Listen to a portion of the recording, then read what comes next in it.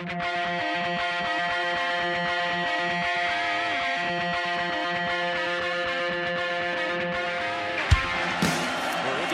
first down and 10 at their own 10-yard line. And Tevin Coleman with some running room. Tevin Coleman down the sideline. Coleman, one man to beat. Tevin Coleman's going to go 90 yards, and Indiana takes the lead. Randall L. scrambles, thought about the pitch, keeps it himself down the sidelines. He could go. Antoine Randall L. touchdown. To the end zone, that's hauled in with one hand by McCulley. Touchdown, Indiana. Welcome to episode 202 of the Hoosier Happy Hour podcast. I'm your host, Michael Bragg. You can, and I almost did the Twitter thing. We're not doing that anymore. But I'm here with my co-host, Brandon. He's here. Seth is missing today. Seth had some leakage. Yes. Oh, we just double leakaged. Nice. Yeah, so it's just the two main guys. No the Purdue talent. influence. Yes, the talent, as they say. The talent and me. So we are gonna do didn't skip last week. I mean, last week was a national holiday, all that stuff. So we just took the day off. I got out of town that day, so I mean it was a good time. So my wife's birthday. And your wife's birthday as well. That wasn't the national holiday I was talking about, but you could maybe in your household that's more of a national, like a household holiday. It's a celebration. It's a celebration. So we're going to cover 2 games, 2 weeks, 2 games in one pod, 2 for the price of 1. Buy 1, get 1 free is what they say that. So we are going to do that. You guys don't have to buy anything. You guys are listening to it right now. You're not being charged. It's free. We are going to do a quick rundown. We're going to do news around the program. This will be the same thing, by the way, through the schedule. News around the program. Talk a little bit about the NCAA 25 game. We'll try. I mean, that was supposed to be Seth's thing. I've got some stuff. There was like a 3-minute video that came out today that was pretty cool. But I don't have everything that Seth would have. I don't have that. And then we're going to schedule preview weeks 3 and 4, which is UCLA, our first road game, and then Charlotte back at home. And then we'll do randos. And then we'll get you guys out of here. So we're going to start with news around the program. Brandon, as we were promised and as we promised our dedicated 4 listeners, IU has new uniforms. What are your thoughts on this? Yeah, no, I mean, I think back to the classics, or not even that, just like legitimacy. I don't know. Like, we're not going to be on any lists for greatest jerseys, but they're an upgrade. So yeah. Step in the right direction. Yes. So we lose the black, no black trim, no black face mask. You go back to those helmets. Who's the player that helmet reminds you of? For me, it's Aaron Ramsey, or not Aaron Ramsey. That's an Arsenal player. Peyton Ramsey. Yeah. So Peyton Ramsey.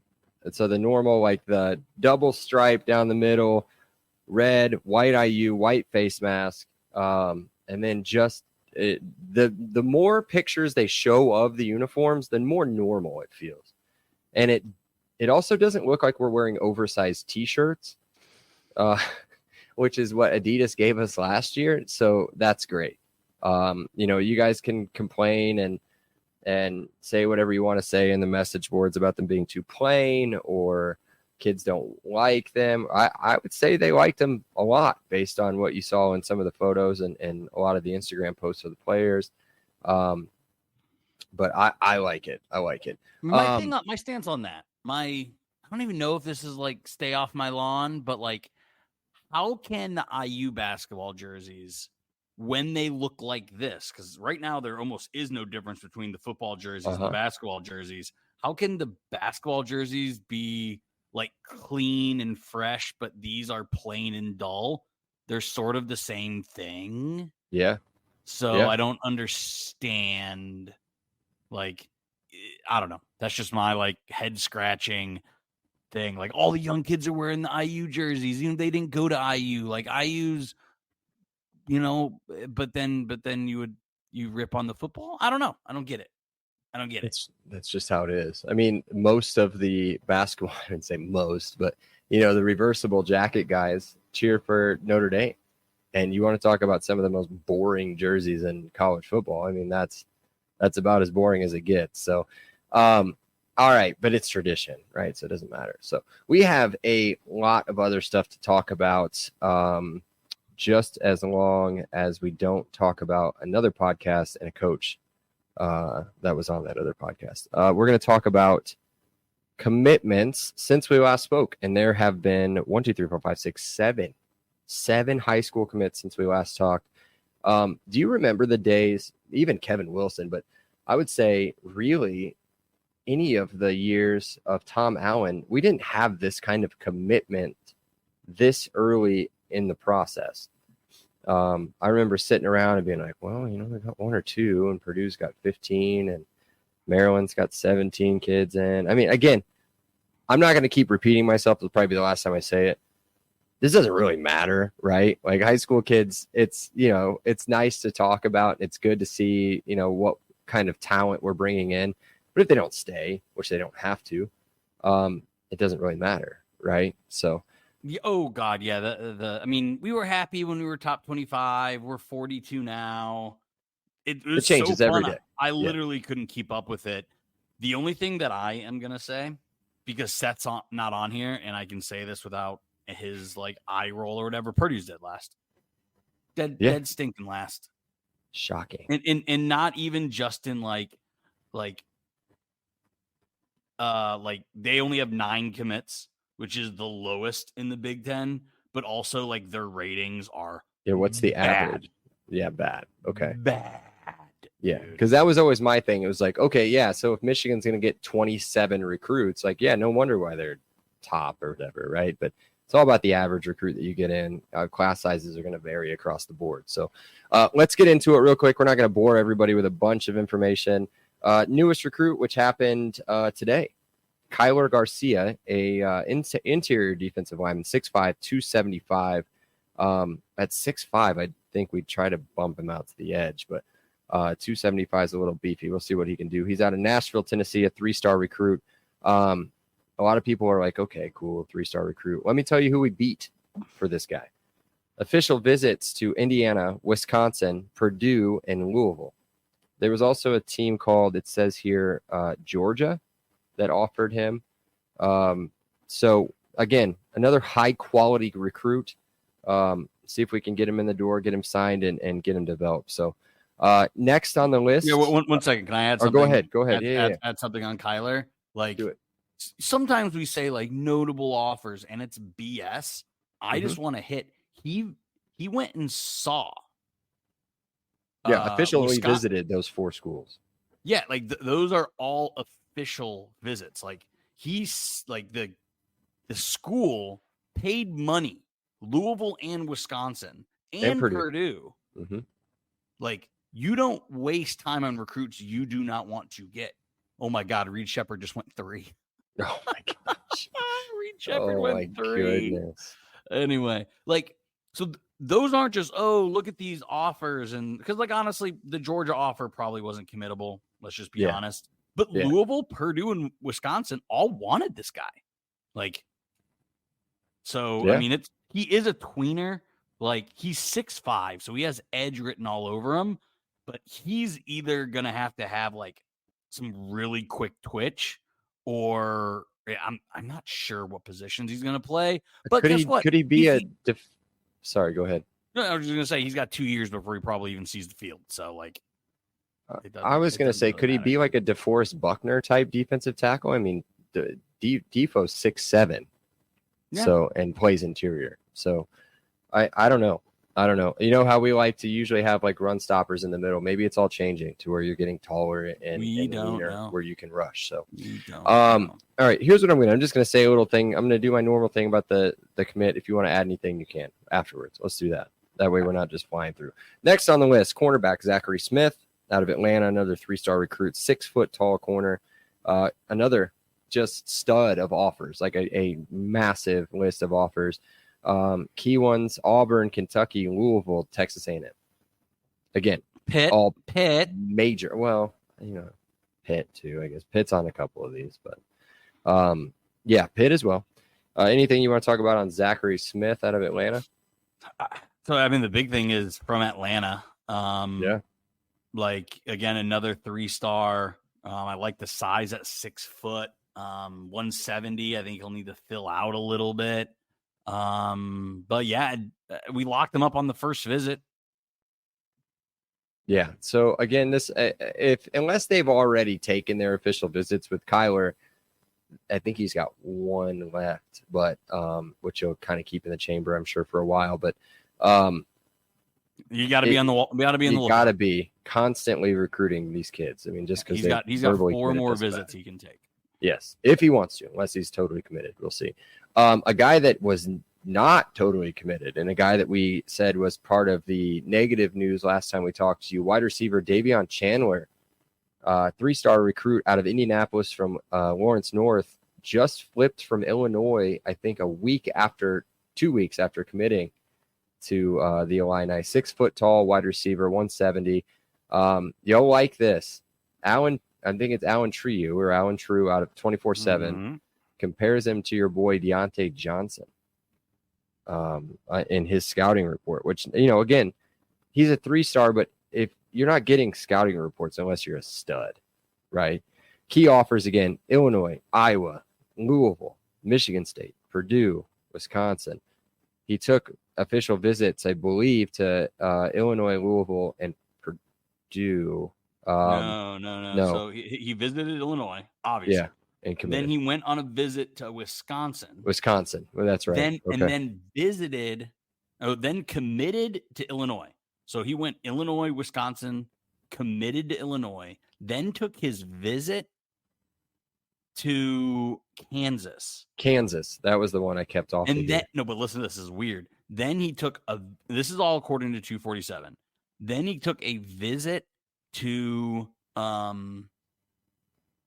IU, then Kansas offered, and then he committed to IU. It was kind of weird, kind of flippy, flip-floppy. But I mean, to those who don't know Deontay Johnson, speed's not going to blow you away. Body frame not going to blow you away. Incredible route running, incredible hands, and that's what you're getting. I mean, he can obviously improve this, but he runs like a mid 4.5, right? Yeah. Height, it's probably not a trueless 6 foot. Like, he's probably closer to 5'11. Yeah. But he's gonna play in the slot, and he's gonna, do that out route that gets you a first down. It's 3rd and 5, and he'll get you 6, right? Or he'll go across the middle and he'll take a hit, but he'll still catch it.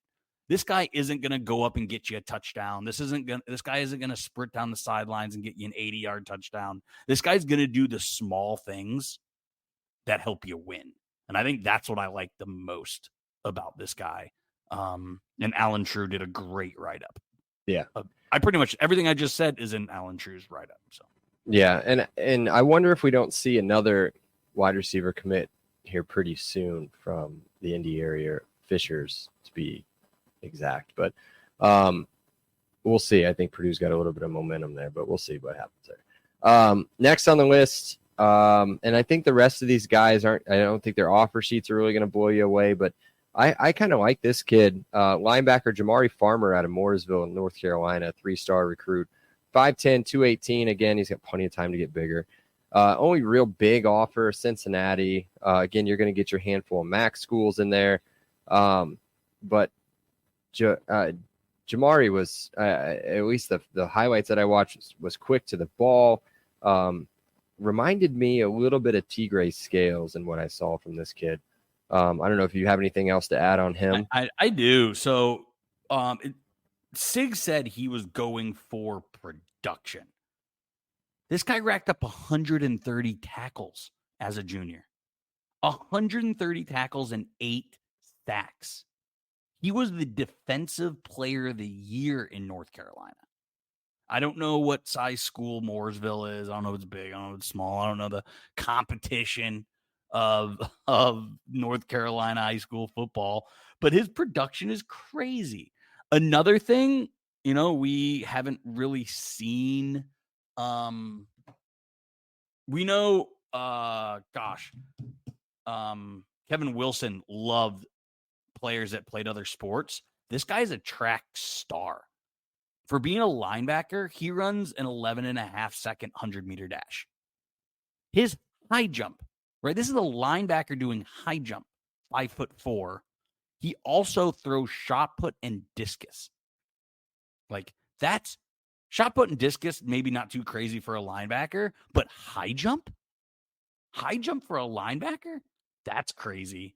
And a 100-meter dash for a linebacker. So I like those things. I like the production. I like the athletic profile. Yeah, I love the football player that plays basketball or track. Like, if you do either one of those, I mean, you're doing yourself the right thing. I mean, you're not just you're focused on football mostly. Obviously, I mean that's what he's being recruited to do at a major level. But you're also participating in other sports that are going to keep you in shape and also improve a lot of your athleticism. So, next guy on the list, defensive tackle Keyshawn Calhoun out of Groveport, Ohio, a 3-star. Another big guy interior, 6'4", 245. Again, younger. He's a junior going into his senior year. I mean, he's going to add a ton on top of that 245. Here's where your MAC offers are coming in. A lot of people see that and they freak out. And that's because these MAC guys have got to get in early. If they don't get in early, they've got no shot. Unless they're kind of like a fallback guy. But yeah, this kid, pretty impressive as well. Groveport, I don't think is a massive school out in Ohio. It's suburb of Columbus. On the south side, all the big schools are sort of on the north side. So like, think of this as like, more of the Franklin Central, I guess. Gotcha. Like it's not one of the like big flashy name schools of Columbus, but it's a high school. It's a Columbus suburb high school. Like, yeah. Anything you want to add on him before we've got two more left, and then we'll get into some other stuff. A lot about him. Yeah, these next two, and maybe Tristan Abram would be something you can add something to, but the next two, not a whole lot there. Defensive end Tristan Abram, 3-star out of St. Louis, 6'4", 225. Again, another kid 6'4" or taller on the defensive line. Key offers: Boston College, Cincy, Georgia Tech, Kansas State, just to name a couple. I liked his tape. I think he looked pretty quick off the edge. I think Tristan is the one I watched that also played a lot of wide receiver, which was weird, right, for a defensive end to play wide receiver. Yeah, I think this is the one that I watched that was with him at wideout. Tons of wideout highlights, good separation down the outside. If we want a big guy to kind of play big tight end, or a good target in the red zone, I guess we could bring him off the bench. But yeah, Tristan Abram, anything you want to add to him? So he plays all over. That's the thing, that they have him as an edge, but you see him as a stand-up edge. You see him as and more of an interior edge. You see him playing like kind of like that like off-ball linebacker, like sort of an outside linebacker hybrid D end. Like, he plays inside, he plays outside, he plays off the line. So I find that semi-interesting. And again, visit to Boston College, visit to Kansas State. I think IU would take the success Kansas State's had in the last 5 years.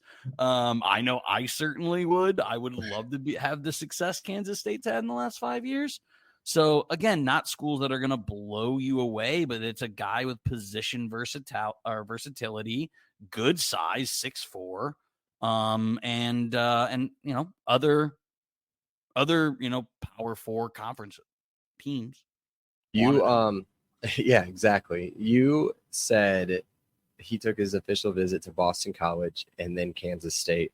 Could you imagine the difference in those two official visits, either going literally to downtown Boston or Manhattan, Kansas? That I've heard only horrible things about. Horrible. Yes. Like, there's literally nothing else in Manhattan, Kansas other than Kansas State.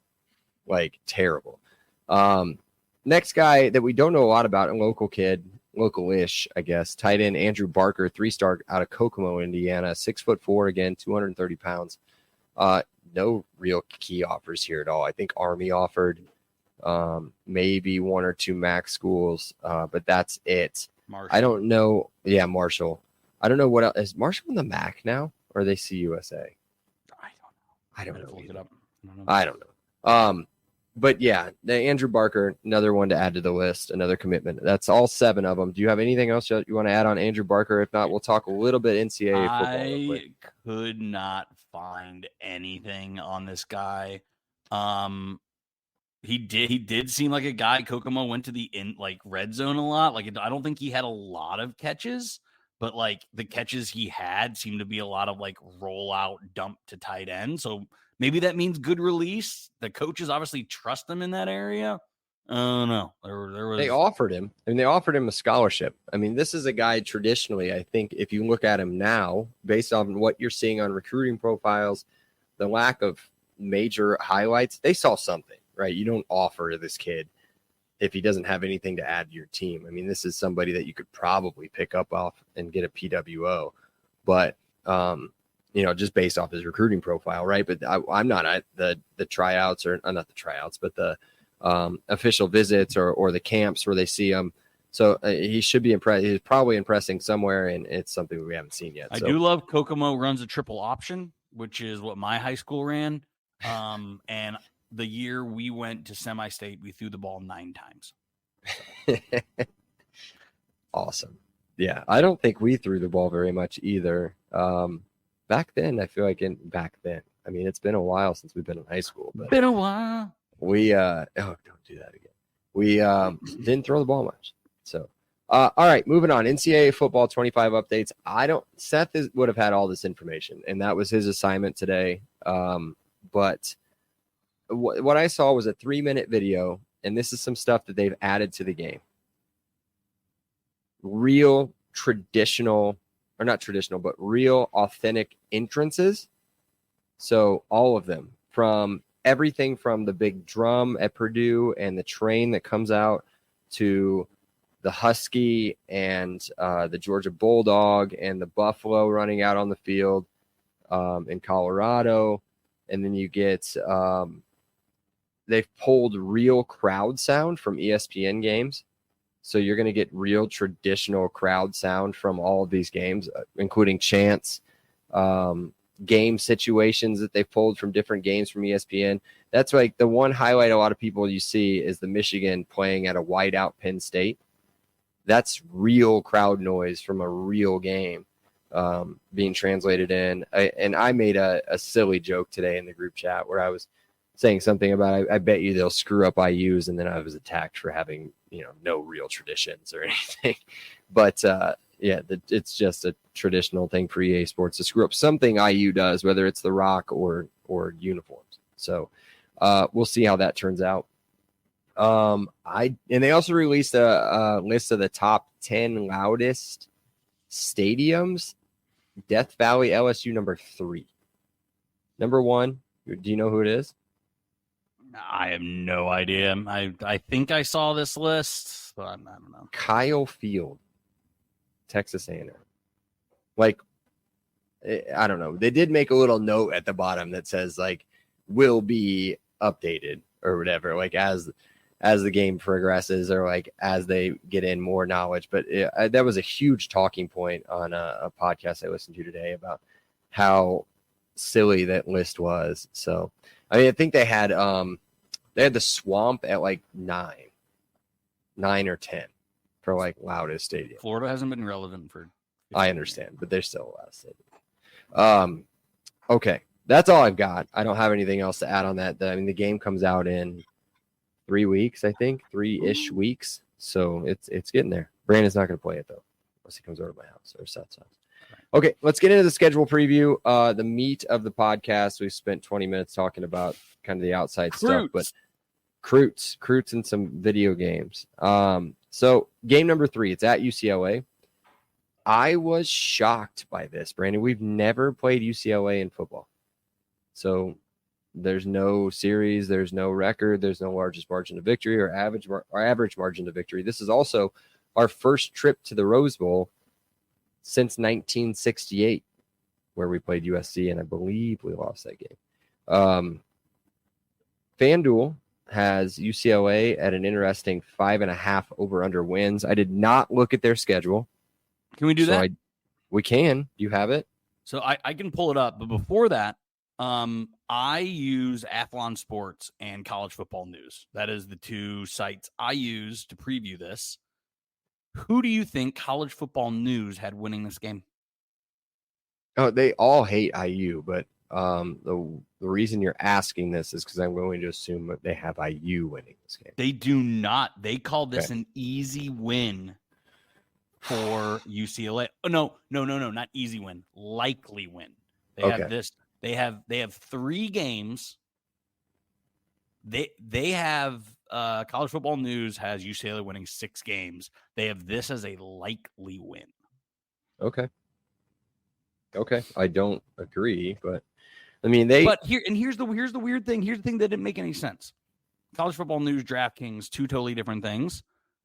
DraftKings has them under -140 for under. So that's pretty significant. 5.5 wins. So like the DraftKings think they'll win 4 or 5 games. Yeah. Which is I think they have us under 2, or it's DraftKings has us over. -135 over. So like, but this is our new Maryland, I think, for a while. This game. Well, we play Maryland, so I can't say it's our new Maryland, but Maryland's always our swing game, right? For our seasons. Yeah. This is going to be a big game. It's going to be a big game, a big test where we're going to come off what should be a couple cupcakes, into what is not going to be a hostile environment. UCLA traditionally is doesn't necessarily pack what is a massive stadium, but doesn't necessarily Maryland pack it very well. Yes. I think your Maryland comparison is very good. Want to go through their schedule? Since we're go ahead. Let's do it. I don't know what to expect from this team, but go ahead. They travel. How about we do that? How about we do the schedule last then? How about we go what we think of the team, right? And then let's cover the schedule. Okay. I had a fun what would you call it? I guess a fun, like, nostalgic reading up on the coach. Their new head coach is Deshaun Foster. If you've heard that name, it's because you have heard that name. He's former All-American at UCLA, running back, 2nd-round draft pick by the Carolina Panthers. Played 6 years in the NFL. Had big years his last 3 years, I'm pretty sure. Carolina, San Francisco was his last stop. And I think he got hurt. But I didn't dig into it too much. But he played 6 years in the NFL, went back to UCLA, and I thought this was weird. Went back to UCLA as a volunteer coach in 2020 or 2013. Kind of worked his way from volunteer to grad assistant, and then and everything was a running back coach or some sort of offensive assistant.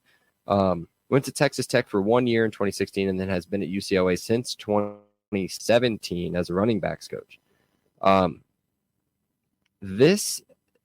This next bullet point, do you want to add anything on Deshaun Foster? Do you have any memories of Deshaun Foster? I bet you picked him up on a waiver wire at some point. Oh, absolutely. Yeah, but he didn't stick out. I don't have any fantasy football, and I didn't really play Madden much. Yeah. But he nothing in that reason. But I do want to get into scheme, and I want to get into some of the decisions they made in the portal, and definitely the assistant coaches I want to get into. But we're going to talk about this next assistant coach, and you tell me how this makes any sense for his career path, and considering like what he was being like almost forced into being considered for. But they added Eric Bieniemy as their offensive coordinator, which is he's probably what I would consider, based on hype and previous records, I would probably the best offensive coordinator in the country, right? I mean, I don't know if he's going to translate to college, but based on what he did in Kansas City for the last 4 years. So that wasn't him. That wasn't him. I think you and I have totally different stances on Eric Bieniemy. I think he's a fraud. I don't think he's good at all. I think he played under one of the best offensive minds of all time. Yes, in Andy Reid. He played with what will be a top 3 quarterback of all time in Patrick Mahomes. He obviously had Kelsey and Hill. He had to leave.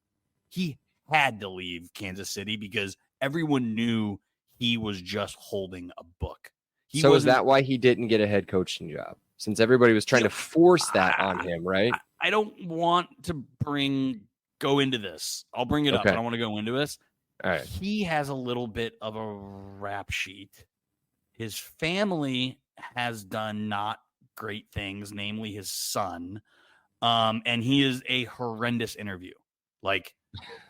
Just on the record being just horrible.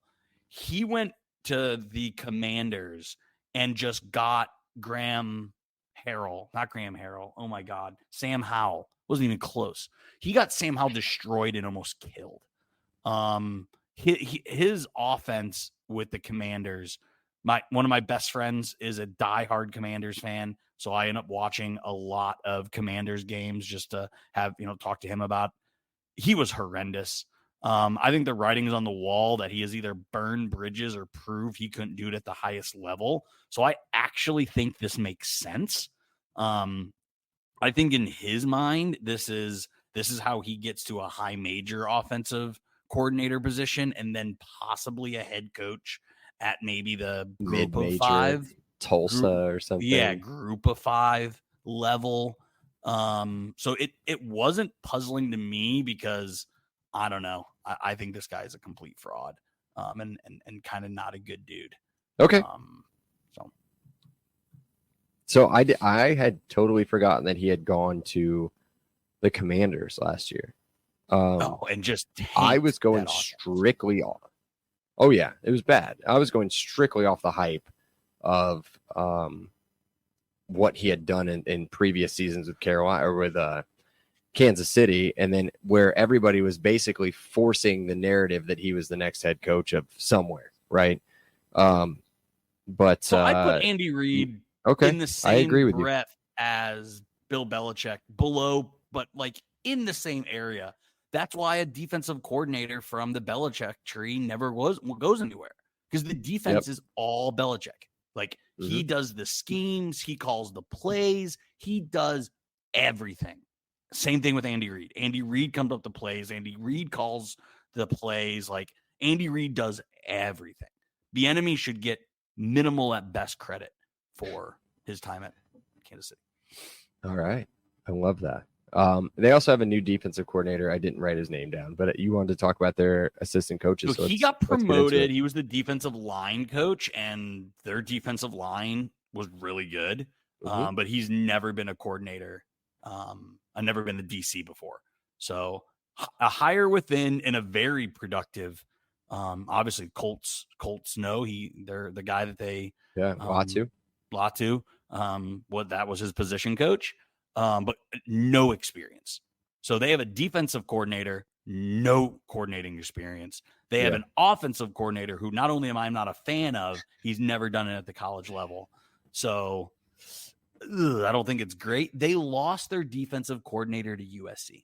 They lost everything defensively, everything. To the point to where even Athlon was, I think that's where I got some of this information from, said that they were bringing back a linebacker. And then when I went and looked him up, he was drafted in the 6th round. He's like, oh, at least this guy's coming back. Nope, he's a Giant. So, their entire defense is gone outside of one guy. And my goodness, his stats are terrible. Let's get into their key players, and you can talk about a couple of them. I mean, I think I'm pretty impressed with what they're going to bring on offense, just based on names and size, I guess you would say. I mean, quarterback Ethan Garbers.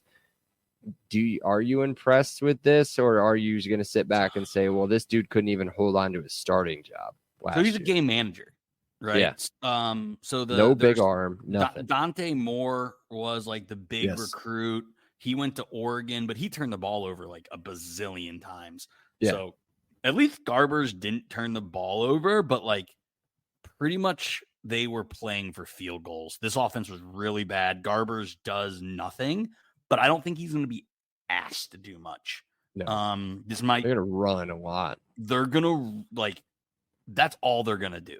Bieniemy is actually a running coordinator. Everyone thinks it's passing because of Andy Reid, but if you look in Bieniemy's profile, he's actually like he's a running back. He's a former running back. Deshaun Foster, a former running back. Like this team is going to be like high school football. I mean, probably not 80-20, but probably 65-35. Okay. And as bad as their defense is going to be, they're going to need time of possession.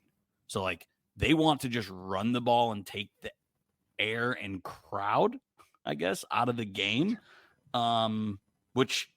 But what running back are they going to do it with? I'm not overly impressed by TJ Harden. Yeah, TJ Harden is the one. He's okay. He's got a good yards per carry at 5.3, 6'2", which is pretty big, but yeah, he's not thick 6'2". He's 6'2", 215.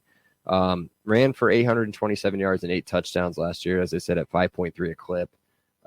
Again, how much time did I spend looking up TJ Harden stuff? None. Did I watch any highlights of him? Does he blow anything away? No, I've never heard of it. This guy's scary if they decide to throw they the have ball. 2 wide receivers. They have 2 wide receivers that are good. Yeah, this guy really stood out. J. Michael, I'm not even going to try his last name. Sturdivant, 6'3", 205. Again, real skinny, but 6'3", 597 yards last year, 4 touchdowns. He's a transfer from Cal. When he was at Cal, he was an absolute stud. And then obviously made a little bit of a jump up from Berkeley to LA, or I guess jump down geographically. But yeah, whatever, dude, whatever.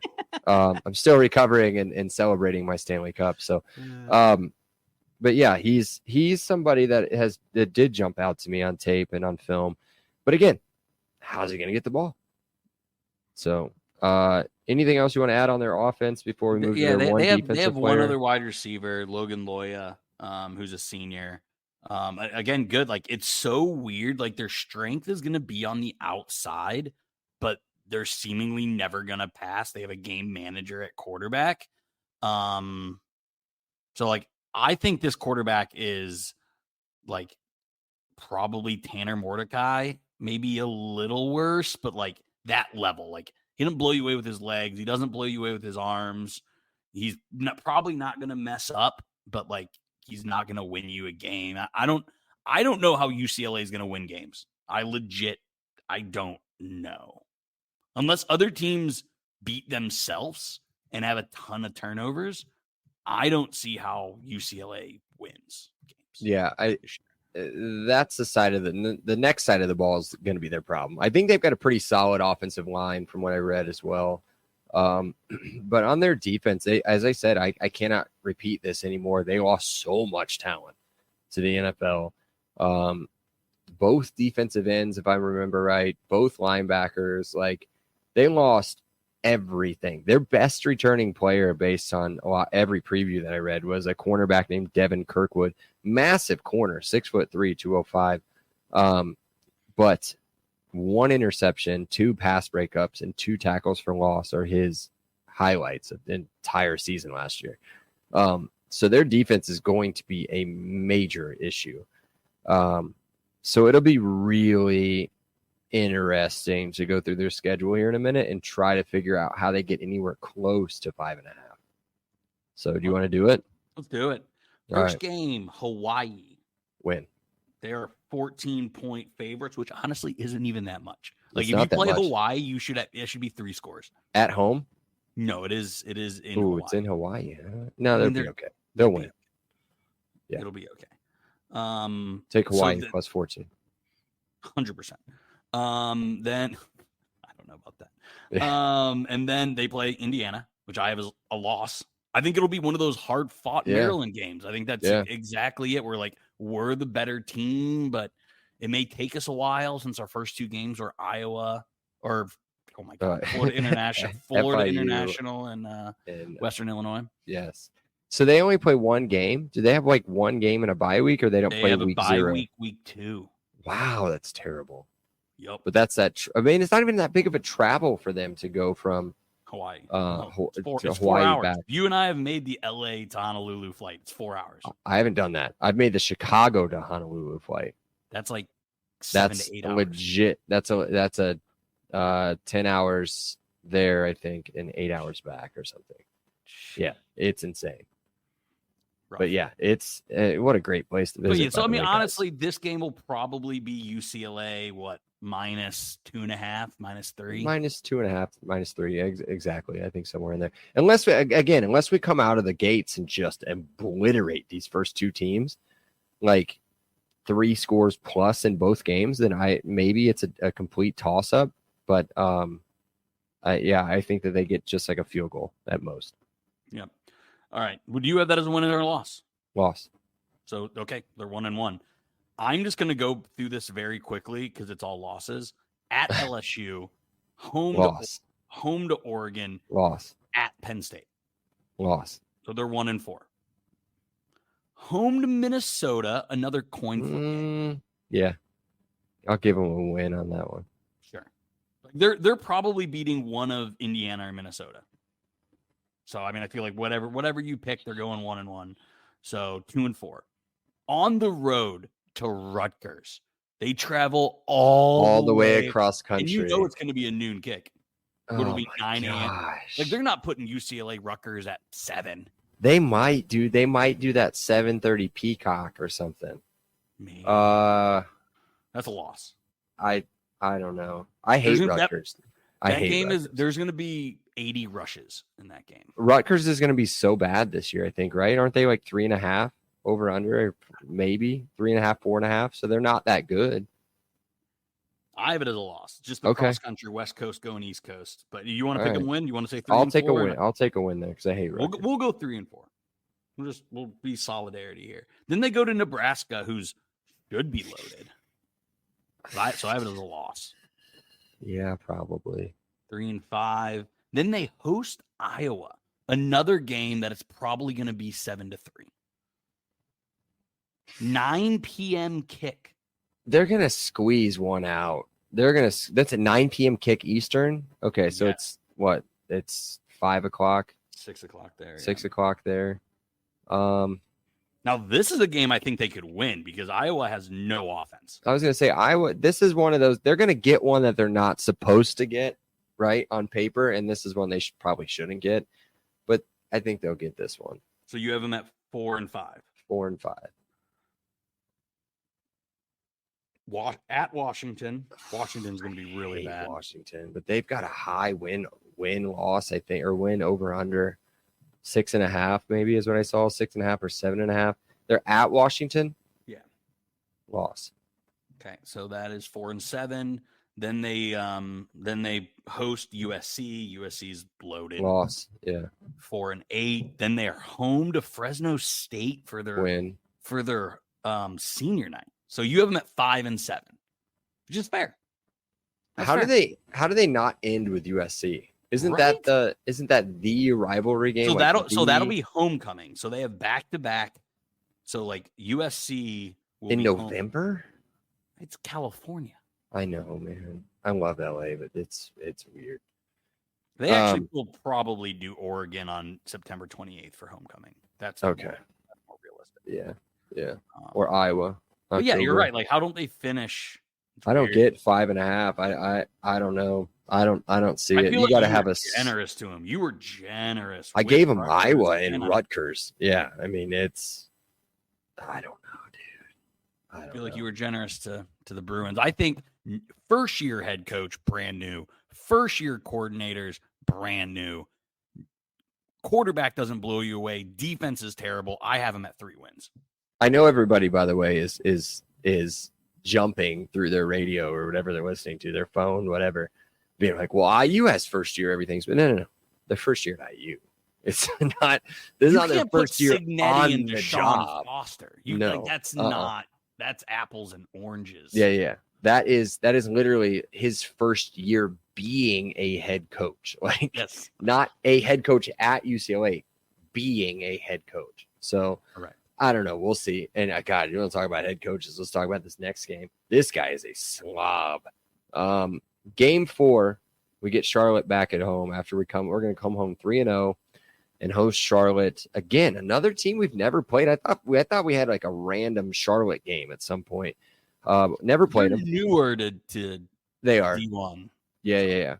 Preseason over under for them. This is gonna be a 3-score game, I think. 3.5 for them.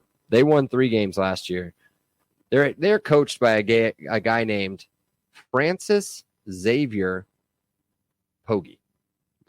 So maybe. real quick, just like Goes I by mean, Biff. we are not going to go over their schedule, No. but DraftKings has them the second worst in the American, and has the under as the favorite. If you want to, oh yeah, they're in the American. Yeah, that's a decent. I mean, not a good conference. It is a decent conference. Yeah, they're going to get killed. Like they're like they play Memphis and Tulane and Central Florida. Loss. You can't find wins on that No. schedule. Like they're going to win 2 or 3 games. They're going to be really bad. Yeah. Like really. Like I thought Florida International was going to be bad. Who, buddy? Charlotte's going to have a tough time. So this is Biff's second year as head coach. He was 3-9 last year. The only conference win coming as a 10-7 win over in-state rival East Carolina. The other 2 non-conference just trash wins. Associate head coach Biff was at Michigan in 2021 and 2022. Other than that, his head coaching experience is at colleges and high schools that I've never heard of. Never heard of. Didn't even look up what divisions they were in. They may even be NAIA. Like, so I'm not sure. He did all of these like small school associate head coach at Michigan.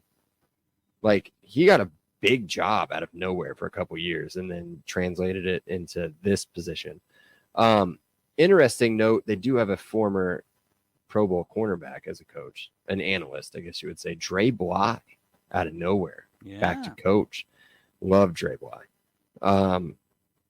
And I just couldn't with key players, man. I tried.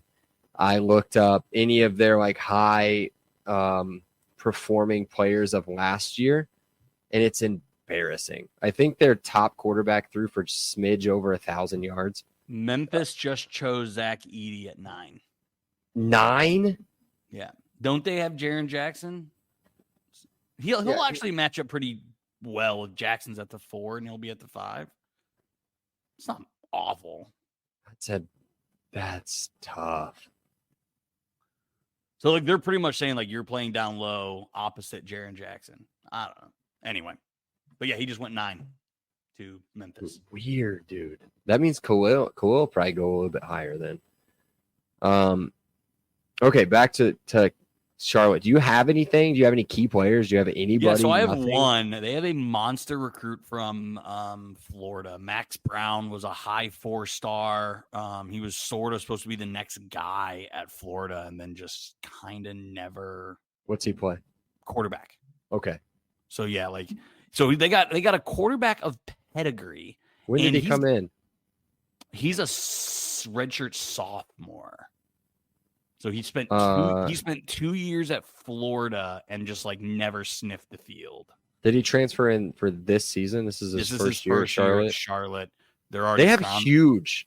Oh, sorry to cut you off. They have massive schools in their like offensive and defensive lines and transfers, like big time players. I didn't look up the recruiting or anything, but there's a guy from Tennessee, there's a guy from Texas A&M, there's a guy from here and from there. I mean, they brought in some recruits, but dude, I'm guessing they're all like Max Brown. They've never seen the field. As they said, like they're probably high pedigree guys. Yeah, right. That just like maybe they can unleash something, but like none of them have any production. Like let me go over a couple things real quick. Their top passer, which is going to be replaced, obviously, threw for 1,200 yards. They went back and forth between some guy named Trexler Ivy and Jalen Jones. Both of them attempted over 100 passes. They went through 4 quarterbacks last year, but those were the 2 big ones. They did have their top rusher was Jalen Jones at quarterback, 400 yards. So that is one thing Biff did say, that he was going to use Max's legs. So I think they plan on using like some kind of quarterback rushing attack like they did last year. He said that a lot. You look at the interviews and he's like, Max has got some legs. Max can get out in space. So like, I think they plan to continue that quarterback heavy run pass. So that scares me a lot because what did Akron do last year This is a to different just team, man. This is a I know it's a different different coach. team. I get it, but holy crap, dude. They ran all over us with the quarterback. Again, let's go back to making fun of them. Best wide receiver had 450 yards receiving. Their best player, really impressive, right? Demetrius Knight, the linebacker. He's gone, by the way. He had 96 tackles and 3 interceptions at the linebacker position. He's not playing anywhere professionally. Did not get drafted. Wait a minute. He's not gone. He's a junior. So I guess we can talk about him. Your boy Cody Williams just got drafted. Dude, Colorado players to the moon. To the moon. Draft them all if you want to win a title because they're so good. Going to Utah. He's going to Utah? No, he's screwed now. He's screwed. Wait, did this guy go to? Never mind. This dude's at South Carolina now, I think. Let me make sure. Okay, after one season at Charlotte, so now he's at South Carolina. So their best player that had 96 tackles, who's played college football. Brandon, get this, since 2019. Love that. So 2019, 2020, Love 2021, 2022, 2023. Now going to South Carolina for 24. Good for him. Again, as I said, I think this dude gets drafted. 6'2", 247. He's a monster, but no longer on the team. So I guess we'll look forward to the one good player that's coming in from Florida, and which is ironic because we used to have one really good player that came in from Florida that totally disappointed. What was his name? Finch? Jeremy Finch, I think, safety. Do you remember that guy? I love him. Thanks for coming. But being part of the family. Early Randos. If we are 19.5-point favorites against Florida International, what would we be against Charlotte if Charlotte was the first game? What's Florida International's 23.5? 20. I don't think that they do it that. I think I'm going to go 24 and a half. 24 and a half. I think so too. If Florida International is better than Charlotte, I do think that they're same conference, right? Florida International, AAC. I don't know with all the conference realignment. I don't know anymore. They were Conference USA. I don't know where Florida International is at anymore. Pause up though, just not against IU. That's all I got on Charlotte. We've already talked way too long. Thank God. Way too long on Charlotte. My goodness. No, you were right. They're in Conference USA. Conference USA. So they will not play. They will not play. They don't? Okay. No. Never mind. So if you want to sponsor this incredibly well-informed podcast based off the last 30 seconds, you can just reach out to me at michael@braggleyproductions.com or shoot a DM to any of the social media platforms and we'll take care of you. We will provide everything you want to see. We've got sponsorship packages. We've got analytics. We've got everything. We are not going to have a coach on and have him leave mid-interview. Actually, I don't know what happened, Brandon, without naming said podcast. Do you know what happened in a quick recap, in about 5-second recap? I don't listen to those guys. We've been on here saying we don't like those guys. Let me take that back. I'll walk it back. I don't like their personalities. I don't like the way they carry themselves. I think we don't know them. Yes. We do not know. They could be incredible humans. Mm-hmm. I think they have very good intentions, and I think they care about IU significantly. We're talking about the Hoosier Hysterics guys. I can't personally stand them, and I would never be in the same room with them if I had a choice. Just being honest. And I think them being away from the program is better. So essentially, they had a meeting in Bloomington to discuss a fantasy camp, which basically is just like a charity event, essentially.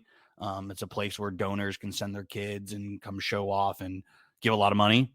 And then they also did a youth camp. So they went to Bloomington to start setting that up, right? Because it normally happens in like July or August. Woodson called them in and basically was like, thank you for all you've done, but there will be no youth camp. There will be no fantasy camp. Thank you for your service. like pretty much fired them from the IU basketball program. They disagreed with that. They will seemingly still do the youth camp, and they're going to do potentially a women's basketball camp, according to Sydney Parrish on Twitter. But Mike Woodson basically fired their services for anything IU basketball related. What does that mean for their NIL? I have no idea. Again, I didn't listen to the podcast. All I know is from what Eric posted on Peegs and what he posted on Twitter. So everything I read, Twitter is obviously public knowledge. Peegs, you do have to subscribe, but he was pretty thorough in what happened. I don't know why, because it makes him and his partner Ward look pretty bad. But he was transparent and honest through the whole thing. But yeah, ultimately, it's good for IU in the long run. Yeah. So I'm assuming that they tried to pitch another Watt shot recreation to Coach Wilson. Yeah. So, sorry, that's mean. We shouldn't say that stuff. But I think some of the things similar to the jerseys, it's IU making the program better. Is it a significant boost? No. But getting the hysterics guys away? Yes. Good. Yes, because they're a little cringe sometimes. Like don't tweet at recruits. All right, let's do your randos and then we will get out of here. Let's go. We'll probably get out of here in close to an hour. Just okay. Quick. So I have 5 randos, but they can be pretty quick. No, you don't have to, but it's I like UCLA's jerseys. You're a big jersey guy. Yeah. I like their baby blues. Mm-hmm. I like their alt golds. I actually like their white. The alt golds are sick, dude. I love their white kits or white jerseys. Listen to me. I'm all soccer today for some reason. I like UCLA's jerseys. I dig them. I'm going to look at their gold jerseys real quick. It's okay. Right? Okay. They're just, what a color scheme, right? Like what and where they're at, it all makes sense. They've got a black jersey. That's okay. So do you like the gold with the blue letters? I do, like the baby blue. Yeah, and the white trim. Dude, what about that gold helmet too? Look at the gold helmet's great. Yeah, I've always been a big fan of UCLA and their color scheme. They've never been anything as a rival or anything to me ever in my entire life, not even with basketball or anything. So it's never been somebody that I've like been concerned with or wanted to hate. I mean, I probably will now, but no, I love it. Nothing but love for their color scheme and their uniforms. Okay. Next question. So we talked about this for Florida International. Obviously, NCAA football. The video game is all the rage. Is this a program you would choose to resurrect? Seth said he would. Charlotte. He said he would with Florida International because you can recruit in Florida and Conference USA is a decent conference. I can cut you off. No. Their colors are awful. Colors are bad. Logo's bad. I'm never being Charlotte. I'm never scheduling Charlotte. I do like the city of Charlotte. But it's a good, not great. It's like Indy, kind of like Indy, a little bit more spread out, but it's kind of like Indy. Yeah, it's not bad. No, I'm never being Charlotte in that video. I never have been, never will be. No, NASCAR Hall of Fame in Charlotte. Yes, I've been there. I was hammered drunk, so it's all right. Like they have to get you drunk, never mind. That's probably offending. NASCAR they serve beer there, so of course you have to. You have to wear cut off everything. Shirt and shorts. So you are a football recruit. Okay. Why would you ever choose to go to UCLA over USC? Have you seen UCLA? Now I have. I've physically been Pasadena on their campus. Yes. It's beautiful, dude. Like it is to see the entrance. Like there's like an entrance into their university. You're a football recruit. I didn't say just like the school. You're not a casual student. No. So I mean, you've got a lot of benefits. One, it's the weather is incredible. You're fairly close to everything. Big time LA. You're in the nice part of the city. You can see the ocean. It's cool. Does it offer kind of the same college feel as what you'd get at IU? No. If you want to go to college and enjoy college, then I think IU's your choice. But I think that if we're battling over the same person, that'd be a big win, I think.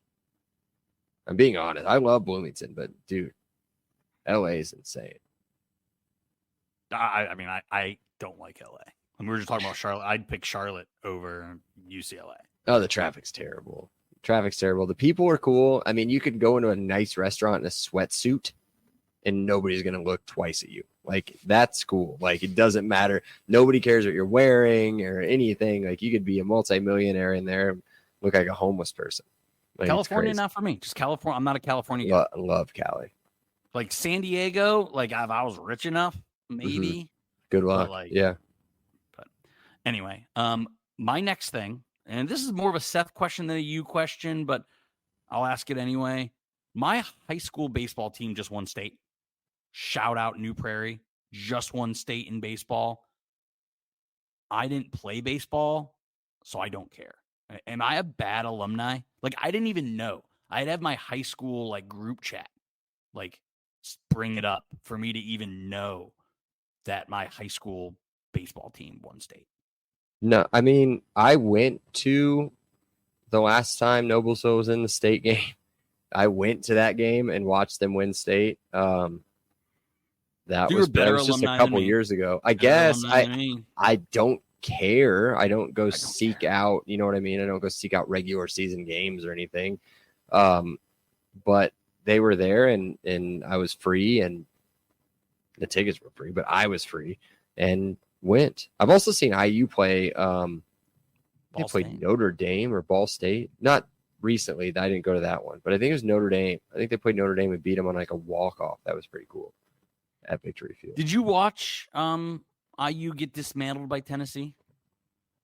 I watched game one. I think that's when they played them, right? The first game that they lost. They played them twice. They beat Southern Miss. Yeah, in between. And they lost to Tennessee. Watch the 10-1. I had it on one of my side TVs. Yeah, they lost to Tennessee, crushed Southern Miss, and then lost to Tennessee. Yeah, they were crushed in both the Tennessee games, I think. So whatever. Tennessee won it all. So. Won it all. Yep. And then, oh, dude, let's talk about the Texas A&M coach. Did you see this? Yeah. What a shady dude. But that's college athletics. Like anyone doesn't think so cringe though. I'll never leave. Yeah, I'll never leave. I left my family behind for this job, and I'm never going to leave Texas A&M. And literally takes the Texas job the very next day. Yeah, dude. That's modern day college athletics. It is. It really is. Okay, last one for me, and then we can get on out of here. Like I mentioned, last Wednesday, my wife's birthday, we celebrated. This is how we celebrated with a party bus to Birdies in Westfield for putt-putt. Okay. What are your thoughts on A, being in our mid-30s and getting a party bus, and B, what are your thoughts on putt-putt? And C, Birdies. But Birdies is cool. I liked Birdies. We went to Birdies for my little brother's rehearsal dinner / party. It wasn't really like a traditional rehearsal dinner, right? Yeah. For his wedding, where it's like at a fairly fancy place. No, this was like at Birdies in this massive room, and it was like all. We got a room too. It was pretty cool. Yeah. That place is cool. Putt-putt, I'm very good at it. But again, that's like saying you're very good at like tic-tac-toe or something. Like it's a game that doesn't take a ton of skill. Next to zero. I like it. I'm okay with it. And then party bus, mid-30s. I'm going to sound like I'm jealous because I kind of am, but I'm going to say that you're probably a little bit past that for a midweek birthday. So it was Saturday. Okay. You did. Okay. Saturday. I'll give it to you. That's fine. I'm okay with it. I love a party, bro. I think I'm out on the party bus. I love the private room at Birdies. I love putt-putt. Like, what are you going to do? You live in Fishers. That's a not a massive Uber ride, but that's a good $25 Uber ride there, and 25 back to the house. Yeah, you're right. You know what I mean? It's a $50 round trip. You might as well get a party bus and be with your friends the whole time. You know what I mean? And it was drink the entire time there. great. It was so hot though. Oh, dude, it's hot. It's hot everywhere. We just got back from Michigan. I've gone up to this lake house. We have our family's lake house up there, and it's just south of Kalamazoo, so it's not like way up there. But dude, I've never been up there when it's this hot, and it was awesome because we're on the lake. But that was nuts, real nuts. Like you can see it in my face, fairly red right now. But yeah, there you go. There we go. All right, that's all I got. Cool. That's all we have. Thank you for listening. Be sure to check out the pod on Twitter and Instagram at Happy Hour IUFB. I was thinking about this the other day. You guys do know that we used to be the LEO podcast. I know you guys liked us a lot more when we were the LEO podcast. Now we're the Hoosier Happy Hour podcast. We're the same people, if you didn't know that. Tell your friends who are still looking for the LEO podcast to keep going. Just tell us where we're at. Tell them where we're at. We know where we're at. I don't even know what I'm talking about. I got to get out. I got to go to bed. I can't keep doing this every night. I'm drinking out of you can't see it. I'm drinking out of the Eastern Conference Final Champion Cup. Just so happy for you. I'm so happy. It's Panthers so and the Panthers shirt on. And the Canada streak lives on. Canada streak lives on. Game 7. There's nothing better. I mean, we were either going to be the biggest laughing stock in American/Canadian sports for decades, or the greatest thing ever. And thankfully, I got the greatest thing ever, considering we were outscored 19-7 in the last 3 games of that series, and we still won. So I don't know. Don't quote me on that, but I think it was 19-7 the last 3 games of the series. Insane. But yeah, that's it. That's neither here nor there, as the older people say. So we are done. We will talk to you guys later. And we got Maryland cheers. next week. Maryland next week. What's Maryland? Oh, preview Maryland next week. Yeah, everybody hates it. We've got more information on that. So, yes. okay. Cool. All right. Bye. Cheers.